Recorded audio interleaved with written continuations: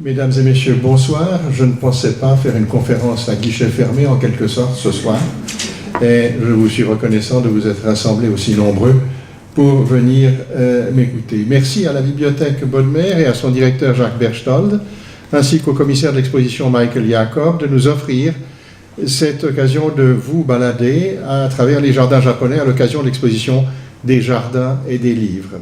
Si j'utilise le « nous », ce n'est pas un « nous » de majesté, mais bien un pluriel, un collectif, formé de mes amis Claire et Robert Knois, qui ont généreusement mis à notre disposition leurs magnifiques clichés, et de votre serviteur amateur de jardin japonais de longue date.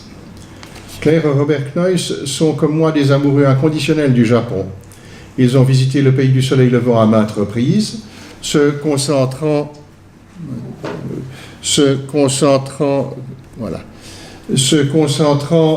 surtout sur la découverte de ces jardins. Le regard pertinent, leurs photos magnifiques, me permettront de vous emmener à travers une approche historique des plus anciens aux plus récents jardins japonais sur la base d'un choix commun. Qui dit choix implique aussi sélection. Vu le temps limité qui nous est imparti, et je vais vous tenir la jambe en tout cas 1h30, aujourd'hui nous essayerons dans cette première partie de couvrir les jardins des origines jusqu'à la fin du XVIe siècle. Je remercie déjà la Fondation Bodmer d'avoir accepté d'organiser une seconde conférence, donc le mardi 28 août, pour couvrir la période Edo jusqu'au XXe siècle. Les origines. Avant même que les Japonais ne bâtissent consciemment des jardins, leurs croyances ancestrales les invitaient au respect de la nature pour ses beautés, mais aussi pour sa puissance souvent destructrice. N'oublions pas que l'archipel nippon est sujet à des activités volcaniques, à des tremblements de terre, à des tsunamis, ça c'est la vague de Hokusai très connue, des typhons redoutables. Ainsi, montagnes, cascades, groupes de rochers, arbres séculaires sont de tout temps l'objet de leur vénération. Rappelons au passage que le culte Shinto, la voie des dieux, est la religion autochtone des Japonais, culte amidiste, polythéiste, sans théologie à proprement parler, mais doté d'une théogonie et de rites de purification. Parmi les gros rochers vénérés par les Japonais, on distingue aujourd'hui entre Iwakura, groupe de rochers naturels, et Iwasaka, rochers rassemblés de main d'homme, comme par exemple ici à Achijinja, près à Kurashiki, dans la préfecture d'Okayama. La présence d'une corde de paille de riz enserrant ou reliant entre eux les rochers, parfois ornés de languettes de papier pliées, formant comme un escalier, un éclair, sont le signe shinto d'un espace consacré. L'exemple type de Iwakura serait les fameux Meoto-iwa, les époux de la côte proche du sanctuaire d'Issé. Les rochers sont considérés alors comme des endroits habités par une ou plusieurs divinités. Dans certains cas,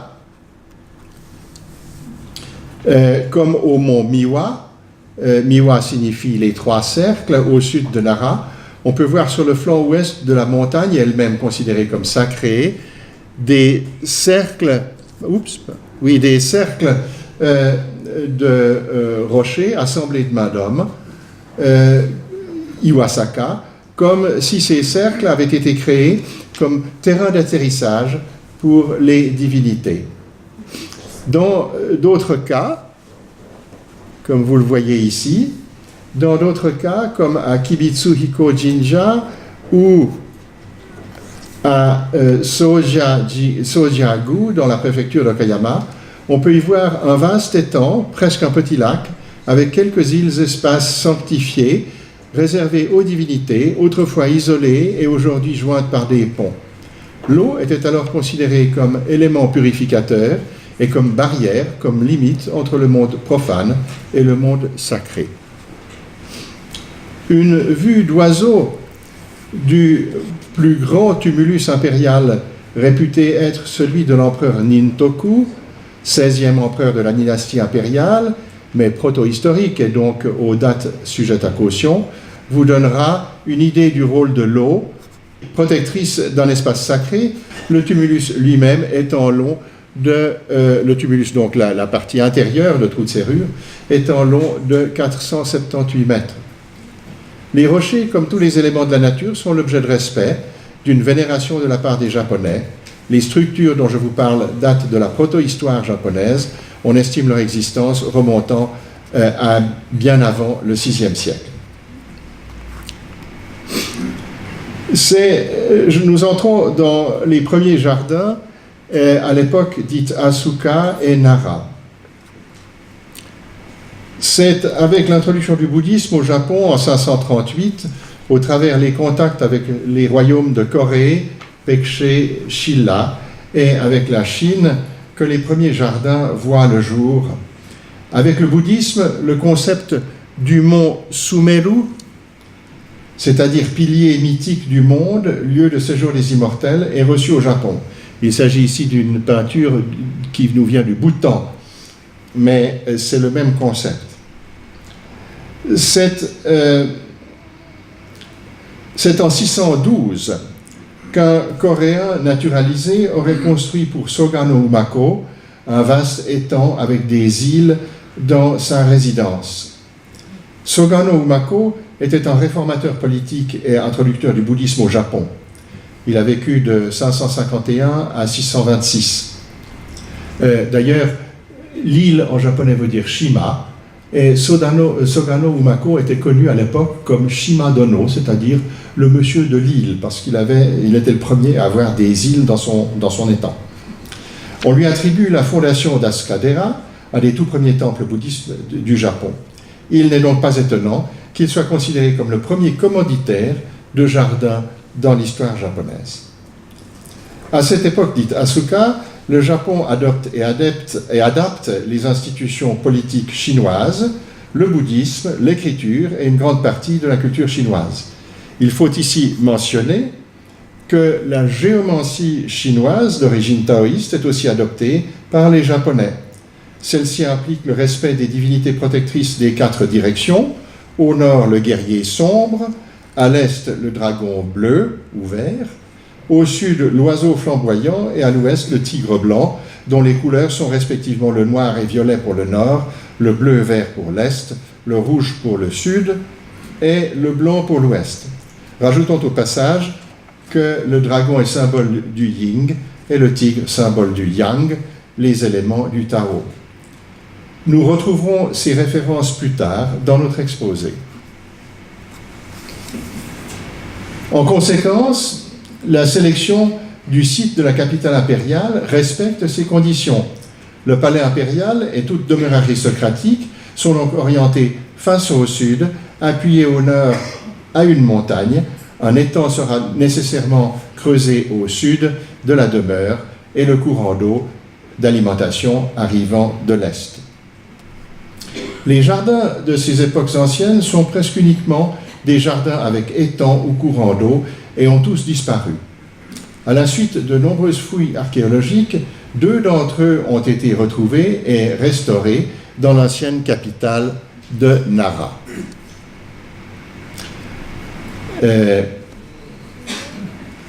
C'est le Toin-Teien, qui veut dire simplement le jardin de la demeure de l'Est, parce qu'elle est située à l'Est de l'ancienne salle du trône. Et l'autre que vous voyez ici, ça c'est une partie justement de ce jardin. Vous voyez déjà qu'il y a des pierres qui sont dressées.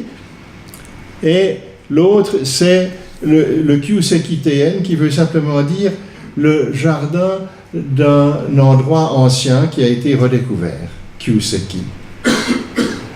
Sous l'influence continentale de la puissante dynastie des Tang, la capitale impériale japonaise, qui jusqu'alors avait été itinérante de nature, se fixe à Nara en 710, mais les chroniques signalent que déjà à cette époque, un certain Tachibana no Moroe, qui a vécu entre 684 et 757, prince du sang impérial, ministre et éminent poète, a créé un jardin avec étang dans sa résidence. Une tradition initiée en Chine, adoptée par les royaumes coréens, est transmise au Japon dès l'époque de Nara, sont les jardins traversés par un ruisseau serpentant à travers un espace à la légère déclivité, permettant, à l'occasion de joutes poétiques, de faire flotter des coupes de vin de riz sur de légers esquifs pour permettre au lauréat de saisir au passage la coupe qui lui est envoyée comme récompense. Voilà donc celui du Jonangu, qui est un grand sanctuaire shinto au sud de la capitale, de Kyoto, et qui a été restauré il y a bien des années, et qui vous montre que, à cette époque, jardin et littérature sont donc intimement liés, au Japon aussi. Nous entrons dans l'époque Heian, 794 à 1192. Il faut tout d'abord mentionner que l'espace de gravier blanc aménagé au sud de la salle du trône du palais impérial est plus un espace cérémoniel qu'un jardin au sens propre. Il est partie intégrante du palais et reflète le rang de ceux qui l'occupent lors des cérémonies. Les ministres, les princes du sang sont près du trône, les conseillers sont assis sur la véranda, et puis les gens de la maison militaire, eux, sont alignés à droite et à gauche dans cette cour de gravier. Comme à la cour chinoise, la gauche a préséance sur la droite, et vue du trône, 2 arbres y sont plantés, Sakon no Sakura, le cerisier de gauche, et Ukon no Tachibana, le citrus Tachibana de droite. Les jardins des résidences aristocratiques de Heian sont vastes, faits pour être admirés des bâtiments d'habitation et probablement aussi faits pour la promenade. Pour ceux qui nous restent de l'époque Heian, leurs étangs sont suffisamment vastes pour y organiser des joutes et autres plaisirs nautiques. Le vaste étang du Ryoanji de Kyoto, plus connu pour son jardin sec zen, nous y reviendrons, est ce qui reste du palais de la noble famille Tokudaiji. Nous comprendrons donc qu'il peut y avoir des jardins à admirer du bâtiment, qu'on appelle en japonais Kansho Shiki, et des jardins où se promener, qu'on appellera Kaiyu Shiki, et que la combinaison des deux est tout à fait possible. Le IXe siècle a vu 2 bons exceptionnels, 2 bons japonais exceptionnels, Saicho et Kukai, qui vont étudier en Chine et introduisent au Japon à leur retour les 2 grandes écoles ésotériques du bouddhisme, respectivement le Tendai et le Shingon, qui véhiculèrent une forte influence de la culture des Tang au Japon. Alors que les époques Asuka, Tempyo et Nara étaient caractérisées par d'intenses échanges entre le Japon, les royaumes coréens et la Chine, la cour impériale va cesser dès 893 d'envoyer des ambassades à la cour des Tang. Le Japon va utiliser 2 siècles suivants pour assimiler, japoniser les influences continentales reçues. Les jardins de l'époque Heian, vous avez ici le Kajuji, les jardins de l'époque Heian, où j'en suis-je, reflètent ce monde raffiné, exprimé en littérature dans le dit du Genji. Ceux qui ici ont suivi les leçons remarquables de Madame Christine Escuriola peuvent fermer les yeux, revoir les illustrations, et d'ailleurs je vais vous en montrer quelques-uns. Le Kajuji, ici le Yamashina, qui est un reste de jardin de l'époque Heian, où voilà justement une paire de byobu, ou peut-être un seul byobu ici, qui montre un de ces jardins de l'époque Heian en action, avec les bateaux qui font scène, et on y joue du gagaku, on y pratique le bugaku, c'est-à-dire les danses de cour d'origine chinoise, coréenne ou japonaise. Et donc, vous voyez aussi ici une autre illustration de l'école de Tossa qui montre que les jardins étaient appréciés à n'importe quelle saison. Les Japonais étaient terriblement résistants au froid, contrairement à nous qui sommes gâtés. Et vous avez ces jeunes filles qui sont en train de faire un yukidaruma, n'est-ce pas, un bonhomme de neige avec la neige du jardin. Le célèbre livre de conception du jardin, le Sakuteiki, date de la seconde moitié du XIe siècle et décrit les différents styles utilisés dans les jardins résidentiels de l'époque. Son auteur est hélas inconnu à ce jour. Le texte original perdu. Ah, j'ai oublié de demander de décrocher les téléphones portables. Le texte original perdu et la copie la plus ancienne s'est transmise dans la famille Tanimura, dont vous voyez ici une reproduction. Mais l'influence des principes et conseils prodigués par le Sakuteiki se retrouve dans les jardins des périodes postérieures. Le regretté Pierre Rambach a fait de sa traduction en français le fil conducteur de deux ouvrages, le livre secret des jardins japonais et l'art de dresser les pierres, accompagné d'un délicieux disque DVD interactif dont je conseille la lecture et la pratique. L'auteur du Sakuteiki conseille en premier de sentir, de percevoir l'esprit des lieux, de sentir ce que les lieux, les bâtiments, et probablement le commanditaire aussi, attend du créateur de jardin. Il doit ensuite choisir les rochers et procéder à l'opération dite du nawabari, c'est-à-dire tendre les cordes, c'est-à-dire de marquer sur le sol avec des cordes de paille et des petits clous de bambou le contour des étangs, de là ou des rivières et des montagnes. Je vous passe tous les détails techniques qui président à la création de l'étang. Puis on commencera à dresser les pierres. Les rochers, après avoir fixé le ou les points de vue d'où le jardin sera admiré. L'angle de la pierre dressée, l'assise que le maître jardinier lui donne sont essentiels. Un certain nombre d'interdits ou de conseils sont donnés par l'auteur, basés sur les règles du Feng Shui, donc d'origine taoïste. Par exemple, une pierre placée le long de l'engawa de la véranda ne doit pas dépasser celle-ci en hauteur, faute de quoi le maître de maison pourrait tomber malade. Le langage du créateur de jardin sera donc rocher, eau, galets, gravier, sable, mousse et buissons.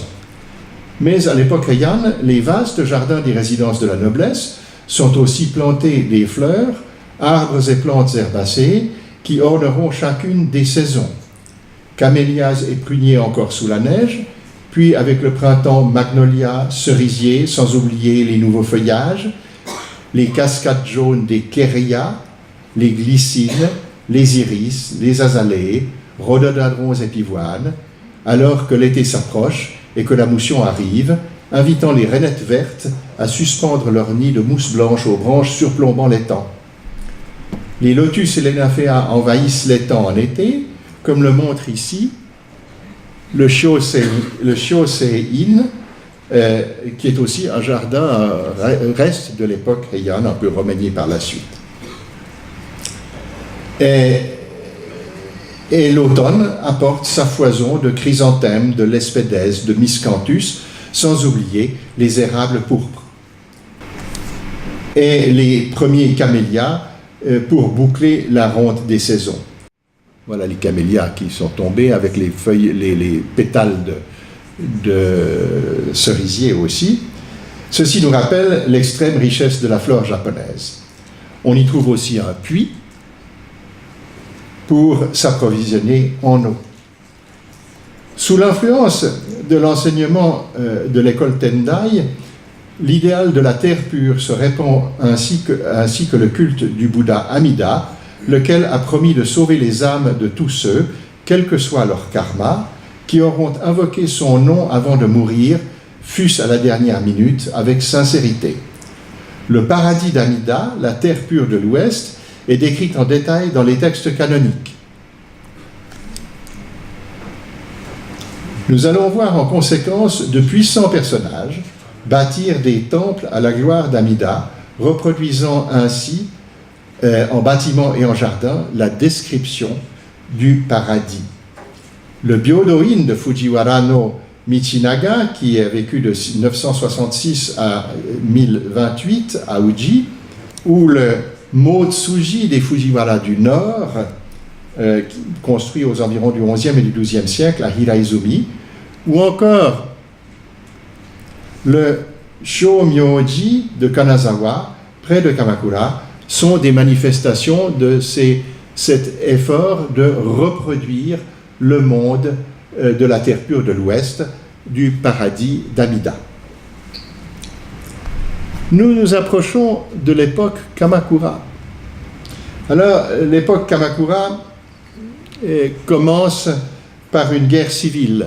La guerre dite du Genpei du XIIe siècle, longue rivalité entre deux clans, celui des Taira et celui des Minamoto, luttant pour l'hégémonie du pouvoir effectif, et qui se termine par la victoire de ces derniers, donc les Minamoto, menant à la création du premier shogunat, régime militaire, espèce de maire du palais de Kamakura, en 1192. C'est dans ce contexte que les relations entre le Japon et le continent, la dynastie des Song, s'intensifient, relations commerciales et spirituelles, à défaut d'être officiellement relations diplomatiques. C'est à cette époque que de nouveaux enseignements, de nouvelles écoles de bouddhisme sont introduites de la Chine au Japon, dont le zen, et vont se développer. Nous allons découvrir l'impact de ces enseignements sur l'art des jardins japonais. À cette même époque Kamakura, les commerçants et armateurs japonais importent nombreux objets d'art chinois, dont les peintures de paysages à l'encre de Chine, représentant les montagnes et rivières, Sansui, peuplées ou non d'immortels taoïstes, qui vont influencer les créateurs de jardins.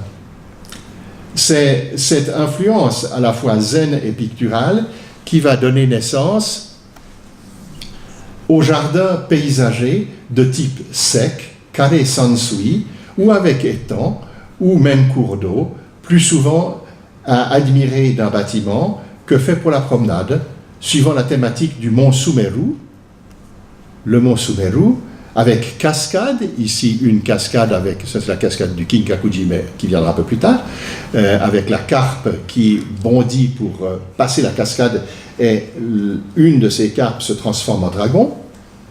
L'île de la Grue, alors ça c'est un jardin un peu plus tardif que vous reverrez dans la seconde conférence, mais c'est la plus belle île de la Grue. Vous voyez son bec couché à terre, triangulaire, et les ailes de part et d'autre de l'île. Île de la Tortue, celle-ci vous la reverrez aussi, et qui sont en Asie symboles de longévité.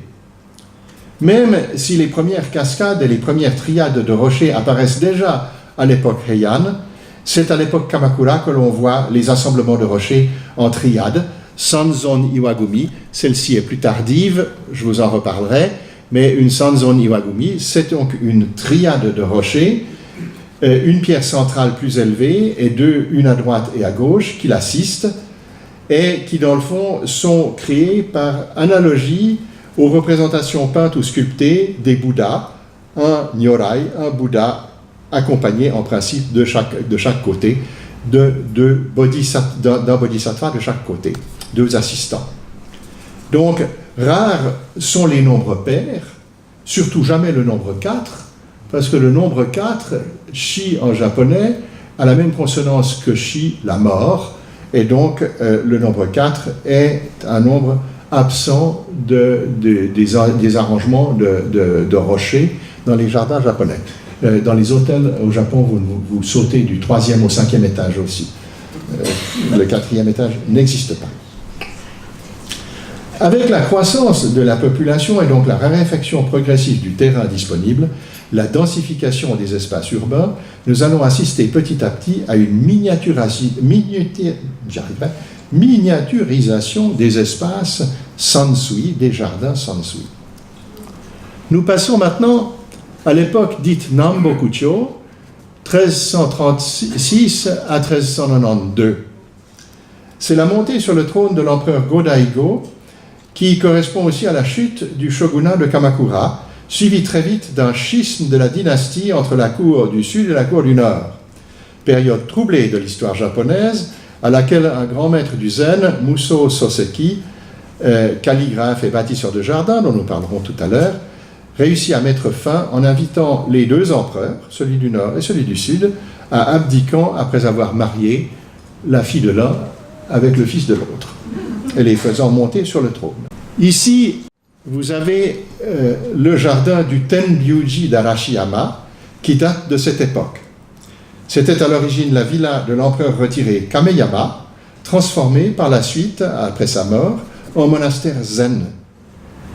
C'est des très beaux jardins de Kyoto, celui-là.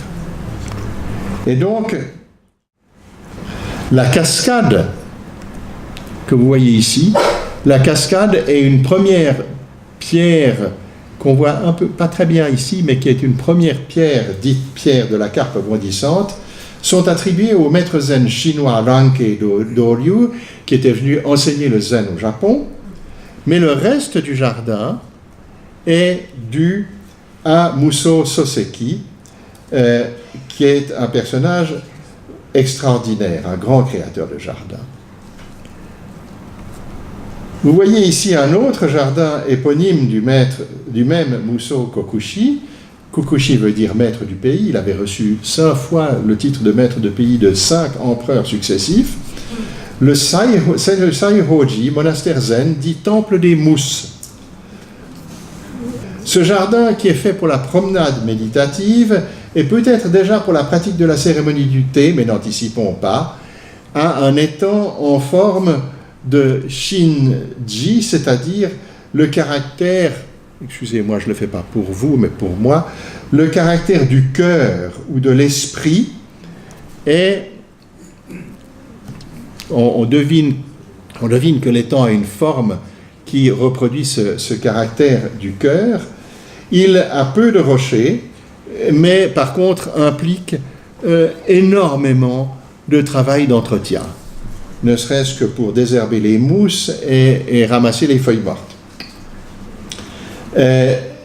À part une cascade qui, semble-t-il, est plus ancienne, qui daterait d'avant la création du temple. Son accès aujourd'hui est extrêmement réglementé par les autorités du temple, parce qu'autrement il serait envahi. Vous avez le plaisir de vous asseoir sur vos genoux ou en tailleur et de calligraphier un sutra d'abord, puis vous avez droit à un service bouddhique avant d'avoir le droit de vous balader dans le jardin. Mais comme vous allez le remarquer, alors là il y a des arbres qui probablement été plantés, qui se sont plantés naturellement bien après que le maître de zen ait créé son jardin. Ça, c'est un des problèmes des jardins japonais, c'est qu'ils sont parfois envahis un peu de végétation. Nous entrons maintenant dans la période dite Muromachi, et vous aurez remarqué qu'il y a superposition partielle entre les deux époques. Le second shogunat, celui du clan des Ashikaga, aussi nommé Muromachi du nom du siège de leur pouvoir à Kyoto, est établi peu après la chute de celui de Kamakura. Il y a 2 jardins avec étangs emblématiques de cette période.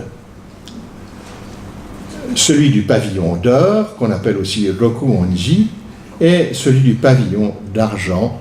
Voilà le pavillon d'or, du pavillon d'argent dont nous parlerons tout à l'heure.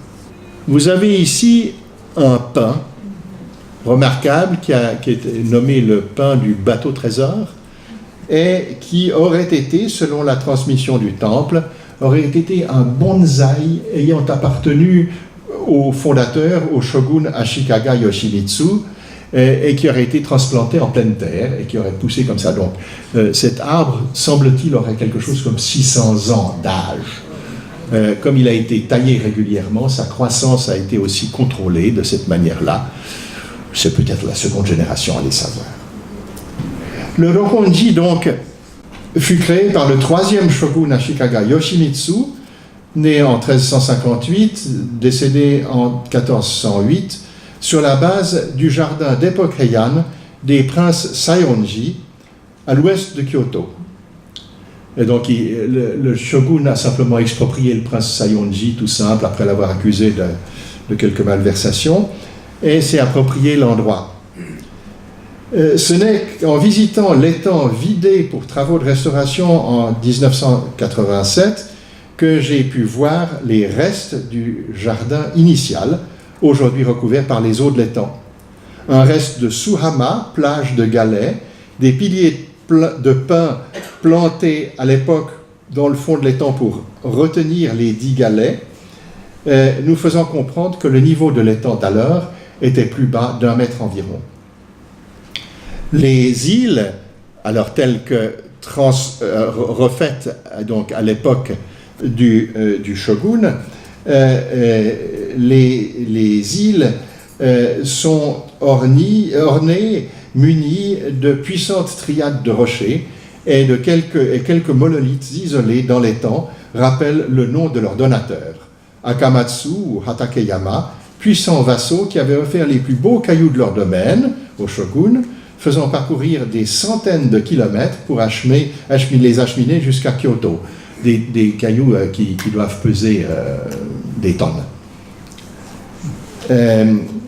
La manière unique de construire les fondations de ces arrangements de pierre leur a permis de résister au gel des nombreux hivers beaucoup plus rigoureux autrefois qu'actuellement, au travers de plus de 6 siècles.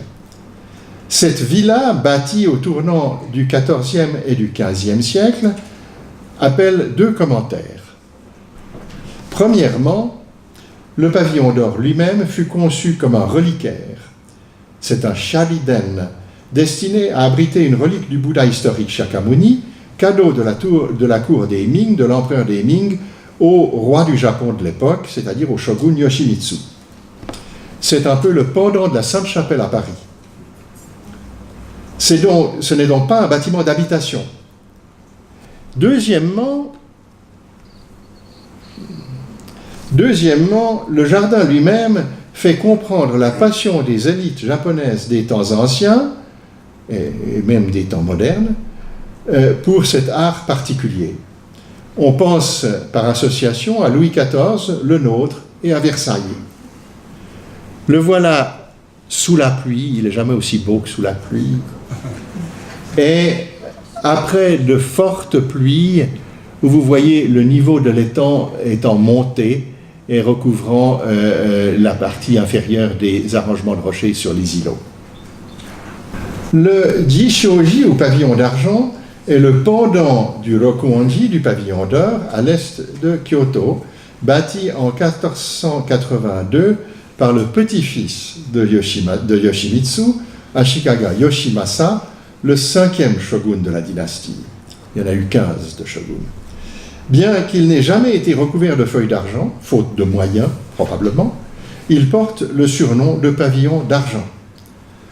Son jardin, quoique plus modeste que son aîné, reste un des plus beaux jardins du XVe siècle.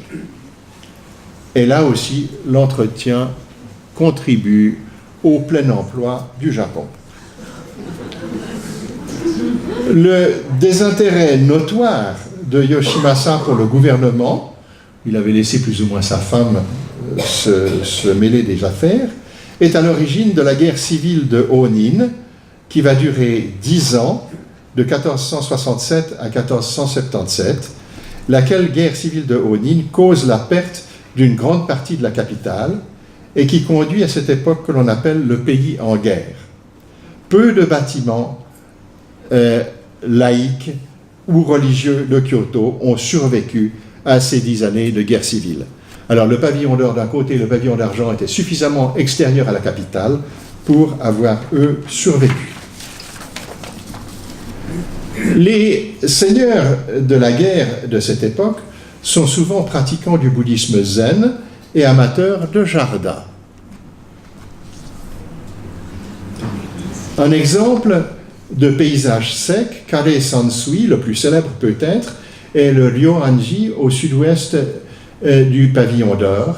Il fut créé au tournant du XVe siècle et du XVIe siècle pour un seigneur Hosokawa sur les restes de la villa des nobles Tokudaiji, d'où le vaste étang qui s'étale au sud du bâtiment que vous avez vu tout à l'heure. On interprète parfois ce jardin sec comme l'expression de l'éveil ou comme un paysage à contempler pour la méditation.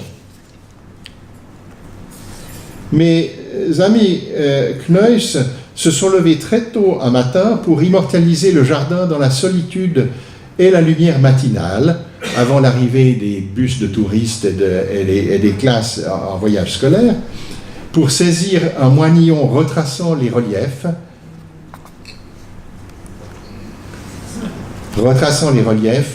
de l'étendue de gravier blanc. Alors, c'est comme quand vous décidez d'imprégner le parquet d'une chambre qui n'a qu'une sortie, vous savez où commencer et où finir, n'est-ce pas? Et voilà justement le travail de ratissage, et hop, il suffit de sauter du dernier caillou. Le Ryoanji a 15 rochers assemblés de telle manière qu'il n'y a qu'un homme de ma taille au coin extrême ouest de la véranda qui peut voir les 15 rochers d'un seul regard. Autrement, il y en a toujours un qui reste caché par les autres. Donc, voilà le Ryoanji. Un autre jardin sec de cette époque, paysage miniaturisé, intégré à l'architecture, est celui du Daisen-in, dans le grand complexe zen du Daitokuji de Kyoto. Interdiction de photographier, mais ça n'empêche pas que nos amis Kneuss ont réussi à prendre quelques clichés. Donc, c'est un jardin avec mont Sumeru, ici, le mont Sumeru qui occupe la direction du nord-est, dite dans la géométrie classique la porte des démons, Kimon, direction d'où sont censés venir les esprits malveillants. On peut y voir une cascade, vous voyez une cascade là, on peut y voir une cascade, et on y voit aussi une île de la grue et une île de la tortue, et en plus de cela, un bateau, un flot de rivière qui descend, un bateau, et qui passe sous un pont d'architecture. Et donc, c'est ce paysage, c'est un paysage dans le fond à l'encre de Chine, mais simplement exprimé sous forme d'arrangement de rochers et quelques arbres séculaires dont la croissance est contrôlée par la science de génération de moines et de jardiniers. Pour goûter la beauté de ce paysage dans les meilleures conditions, et cela vaut pour les jardins en général, il faudrait les voir après la pluie, les arbres aux feuilles luisantes, les mousses luxuriantes et les rochers montrant leur véritable couleur. Par contraste, l'espace de gravier cristallin au sud du Rogio, donc les bâtiments de réception de la baie, du supérieur, rappelle plus l'espace sud de la salle du trône du palais impérial par ce gravier ratissé comme cela, et probablement est à la base un espace cérémoniel lui aussi. Nous entrons dans l'époque dite l'époque du pays en guerre, 1477 à 1573. Les presque 100 années du pays en guerre sont le résultat d'un affaiblissement du pouvoir central et laissant place à des guerres locales entre seigneurs féodaux qui rivalisent pour agrandir leur domaine et, si possible, ayant suffisamment agrandi leur domaine, se saisir du pouvoir central, c'est-à-dire Tenka, le pouvoir sous le ciel. Alors vous voyez ici les clans divers qui, à cette époque, se disputent le pouvoir.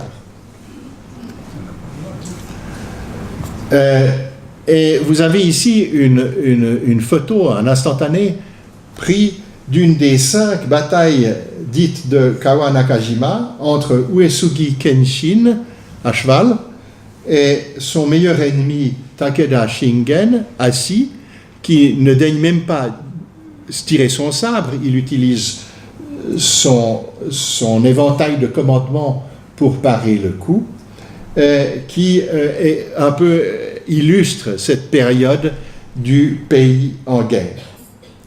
Renversement d'alliance, vassaux assassinant et remplaçant leur seigneur au pouvoir, bref, un siècle d'instabilité générale. Rares sont donc les jardins de cette époque à la capitale. Les derniers shoguns Ashikaga, fuyant Kyoto et cherchant refuge chez l'un ou l'autre de leurs vassaux fidèles, ont laissé quelques très beaux jardins comme trace de leur passage. Alors, voilà par exemple un des jardins, celui de Kitabatake. Les princes de Kitabatake étaient le seigneur de toute une région dans la péninsule de Ki, entre Nara et Ise.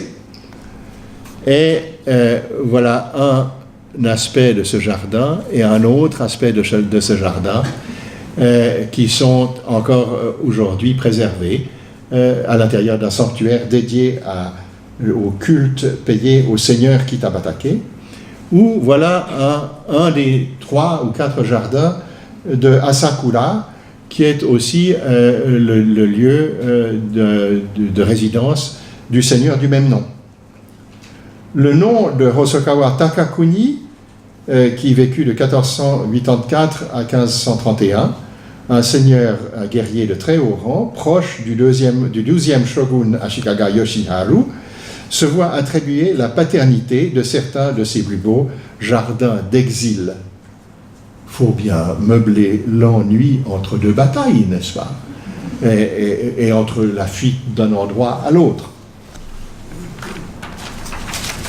Nous nous approchons maintenant de l'époque dite Azuchi Momoyama. Double nom, Azuchi était le château d'Oda Nobunaga, Momoyama était celui de Hideyoshi Toyotomi. C'est avec le XVIe siècle que le Japon voit se développer le phénomène Chanoyu, la cérémonie du thé, et la seconde moitié du siècle, l'arrivée et l'influence des barbares du Sud, les Portugais. Alors, l'influence des Portugais sur les jardins se limite, donc les Nambanjin, se limite à ma connaissance à l'introduction des sotetsu, le Cycas revoluta, que vous voyez ici, le Cycas revoluta qu'ils offrirent à Oda Nobunaga, lequel est né en 1534 et meurt assassiné en 1582. Et l'on va retrouver dans plusieurs jardins par la suite ces Cycas revoluta. Bien qu'endémique dans les îles Ryukyu, c'est-à-dire Okinawa, et au Fukien en Chine, elle n'aurait été acclimatée dans la région de Kyoto qu'à partir du XVIe siècle. La cérémonie du thé va causer la création d'un nouveau type de jardin japonais. C'est le roji. Le jardin de thé est conçu pour permettre aux invités d'oublier les soucis de la vie quotidienne, de se préparer en esprit à entrer dans un monde du monde temporel au monde intemporel, du monde banal au monde du rêve. Quand les invités pénètrent le jardin pour la première fois, celui-ci a été nettoyé impeccablement, sans pour autant donner le sentiment de l'effort, et arrosé d'eau fraîche, comme si la rosée du matin y était encore demeurée telle qu'elle.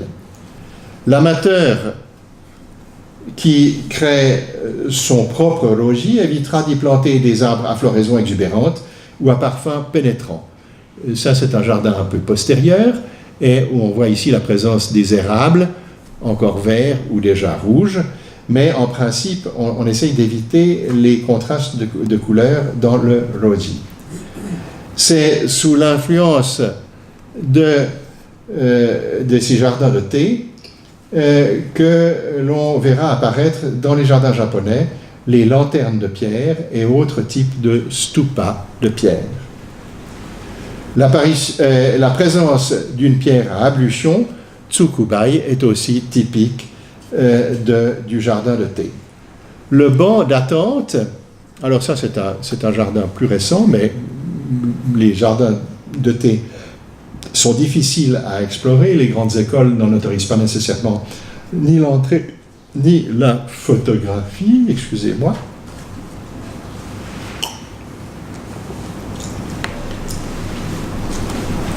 Donc, les jardins entrent, les invités entrent, s'asseyent et attendent sur le banc d'attente que quand l'autre viendra à leur rencontre et ouvrira le portail qui sépare le jardin extérieur du jardin intérieur, pour permettre aux invités d'entrer, leur faire signe d'entrer dans la chambre de thé. Les invités d'abord se rasserront, il y a échange de salutations extrêmement silencieuses, on s'incline et ensuite l'autre retourne dans la chambre de thé. Les invités se rasseyent 1 minute, puis procèdent à l'intérieur du jardin intérieur et font usage de la pierre à eau pour des ablutions. Ablutions symboliques, en se lavant les mains d'eau lustrale, ils se lavent le corps et en se rinçant la bouche, ils se purifient l'esprit des poussières du monde avant d'entrer dans la chambre de thé. Alors là, nous avons quelques chambres de thé qui ont été choisies. Ça, c'est celle du Kodain. Ça, où je me souviens plus où est celle-ci, peut-être le jardin des mousses éventuellement, et voilà une dont vous voyez la vue intérieure qui elle est au Zuihoin. Donc vous voyez que c'est un espace extrêmement petit avec l'âtre et un tokonoma, une alcôve pour y suspendre une œuvre d'art puis un arrangement floral. Les jardins créés depuis l'ascension au pouvoir de Hideyoshi Toyotomi après l'assassinat de Nobunaga en 1582 jusqu'à sa mort en 1598 sont assez nombreux. Vous avez ici un magnifique jardin qui est à l'intérieur du Honganji, qui se trouve en face de la salle des audiences et qu'on appelle, si je me souviens bien, la vallée des Tigres, qui est une pure merveille qu'il n'est pas toujours possible de visiter. Vous en avez un autre, celui du Entokuin, à sauter, mais par contre vous avez ici celui du Kokawa-dera sur la province de Kishu, du côté de Wakayama, un jardin qui faisait l'admiration de Shigemori Mirei, le maître des jardins du XXe siècle, par la force, la puissance et la taille de ces rochers dressé. Vous avez ici, vous voyez le rocher dressé tout au fond, c'est le mont Sumeru, et puis vous l'avez ici vu de derrière, et vous remarquez la taille de ce jardin qui donc peut être vu d'un côté ou de l'autre. Mais le jardin emblématique de l'époque Momoyama est sans aucun doute celui du Samboin, à l'intérieur du Daigoji de Kyoto. Certains d'entre nous l'ont déjà vu, n'est-ce pas? Celui-ci est une pure splendeur, et je vous en parlerai un peu plus longuement. Vous voyez qu'il y a 2 îles, l'île de la Tortue et l'île de la Grue, séparées et rejointes par un pont.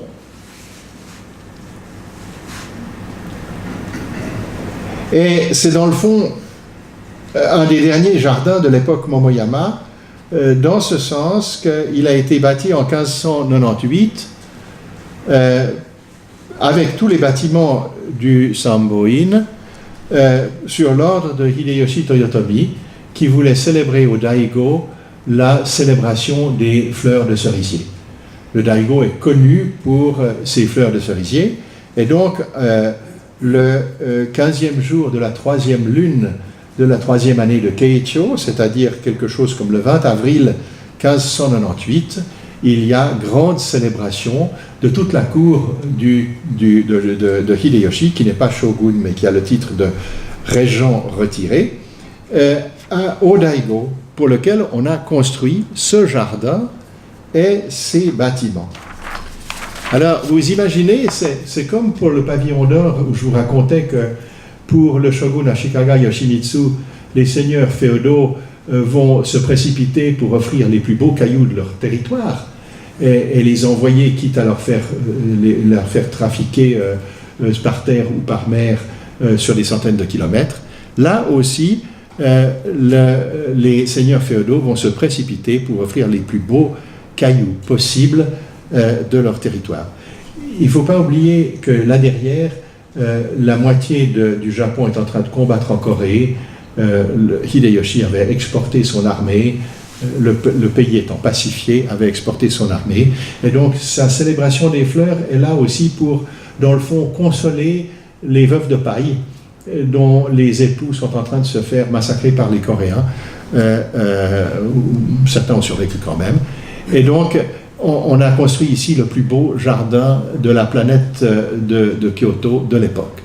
Vous avez ici cette superbe cascade qui amène l'eau sacrée de la montagne du Daigo à partir de l'est et l'amène dans l'étang. Et puis, vous avez aussi des îles ou des presqu'îles qui sont jointes par des ponts. Alors, regardez bien ce pont de pierre, c'est un des rares ponts de pierre taillée. Et ce n'est pas n'importe quelle pierre taillée. Vous avez ici le couvercle d'un sarcophage de l'époque des tumulus, c'est-à-dire du 5e ou du 5e siècle, peut-être du 6e siècle, qui a été recyclé pour être utilisé comme pont. Il est probable que le sarcophage était déjà vide. Et puis, vous avez ici un autre pont qui est lui fait d'une pierre tout à fait naturelle, elle n'a pas été taillée. Et vous voyez peut-être que aux quatre coins du pont, il y a des piliers de pont qui les soutiennent, et on verra que le style classique implique 4 pierres aux deux extrémités, enfin 2 pierres chaque fois aux 2 extrémités du pont, alors que plus tard, dans la seconde conférence où je parlerai des jardins de l'époque Edo ou postérieure, on verra que les jardiniers, les maîtres jardiniers, les créateurs de jardins vont commencer à n'utiliser plus que 3, voire 2 en quinconce, comme ça, pour assurer la présence du pont sur place. Au Daigo, vous avez aussi ces ponts de bois couverts de terre et de mousse qui nous font comprendre que le jardin est à la fois un jardin pour la promenade et un jardin pour être admiré de la véranda des bâtiments. Vous avez ici l'île de la Tortue. Vous voyez très bien à gauche la pierre qui est la tête de la tortue qui émerge de l'eau, n'est-ce pas? Et l'île de la Grue, je suis désolé, je n'ai pas reprise.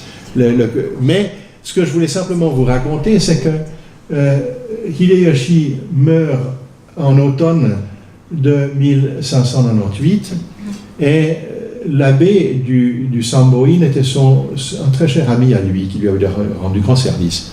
Et donc, c'était un retour d'ascenseur, Hideyoshi reconstruit son temple et offre le jardin. Mais l'abbé a fait, vous voyez peut-être au fond à droite, dans les verdures, à l'ombre, 2 petites lanternes de pierre, là-bas. Est-ce que je ne suis pas sûr que j'arrive à... Voilà, oui, elles sont là, n'est-ce pas? Et donc, après la mort de Hideyoshi, Hideyoshi est divinisé. On lui donne le nom de Toyokuni Daimyojin, c'est-à-dire la grande divinité lumineuse du pays fertile, du pays d'abondance. Et donc, l'abbé fait construire un petit sanctuaire Shinto à l'ombre de ces arbres, où on va payer respect à ce Toyotomi Hideyoshi divinisé. Mais l'île qui était unique à la construction initiale fait obstacle. Et donc, l'abbé va la partager en 2 îles, l'île de la Grue, l'île de la Tortue et l'île de la Grue, les rejoindre par un pont, de manière à ce que, depuis le coin de la véranda, on puisse payer respect à l'âme divinisée de l'homme qui était Hideyoshi Toyotomi, ce grand seigneur qui avait réussi à soumettre le pays à sa loi, à son pouvoir. Et voilà le mont Sumeru qui, lui aussi, demande un commentaire. Cette pierre que vous voyez de forme quasiment rectangulaire et qui forme le mont Sumeru, la pièce centrale de la triade, est le caillou, le rocher de l'histoire des jardins japonais dont on connaît l'histoire des temps les plus anciens. La légende attribue le nom Fujito Seki, et il y a une pièce de No qui s'appelle Fujito et qui relate un événement qui date de la guerre entre les Taira et les Minamoto à la bataille de Yashima. Les Taira s'étaient réfugiés sur l'île de Yashima, les Minamoto étaient sur la côte de l'île principale et ils voulaient les surprendre de nuit. Et un pêcheur s'est annoncé auprès du général de cette armée Minamoto pour lui dire qu'il y avait presque un gué, il y avait un endroit où on pouvait, à cheval, sans se noyer, passer du continent à l'île. Et donc il lui donne les moyens d'aller surprendre l'armée ennemie nuitamment et de leur flanquer une trempe. Mais le général en question n'avait pas l'intention de devoir reconnaître publiquement qu'il devait la recette de sa victoire à un simple pêcheur. Et donc, à titre de reconnaissance, il le trucide. Et il est censé l'avoir trucidé sur ce caillou. Du fait que ce caillou s'est transmis, et il était transmis dans les jardins des shoguns. Il était transmis dans les jardins des shoguns. Les shoguns Ashikaga l'avaient dans le jardin de leur résidence à Muromachi, jusqu'au moment où un shogun a probablement oublié le fait que ce caillou était, dans le fond, portait avec lui le pouvoir de dominer le pays. Il en a fait cadeau à un de ses copains Hosokawa, à ses subalternes Hosokawa, et puis ensuite c'est Nobunaga qui a récupéré le caillou, mais qui dans le fond aussi a été assassiné, et Hideyoshi a récupéré le caillou en question, et l'année où il en fait cadeau au Samboin et il l'installe ici comme Mont Sumeru, il casse son auguste pipe en automne de la même année. Et depuis, on se pose la question de savoir qui est au pouvoir au Japon.